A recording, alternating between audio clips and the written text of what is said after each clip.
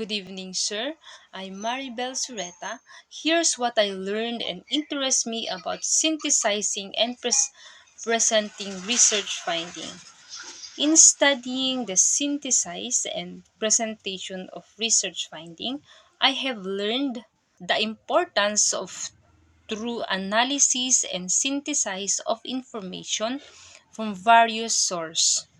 The process of synthesizing allows for the discovery of connections, patterns, and themes that reveals deeper meaning and understanding of the topic.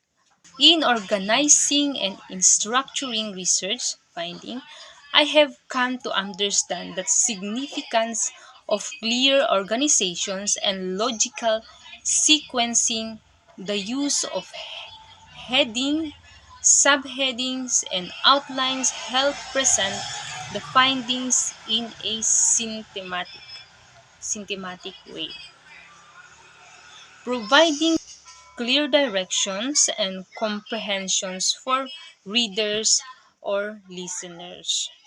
Synthesizing and presenting research finding is not just about complying information but also about valuing and finding the effectively communicating their significance and implication. Effective communication is crucial in conveying the finding to others and having a positive impacts in their field of studying or professions. Overall, synthesizing and presenting research finding is a journey towards understanding and disseminating knowledge.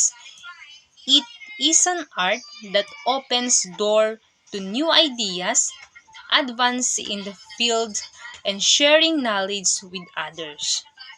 And that's all. Thank you, sir.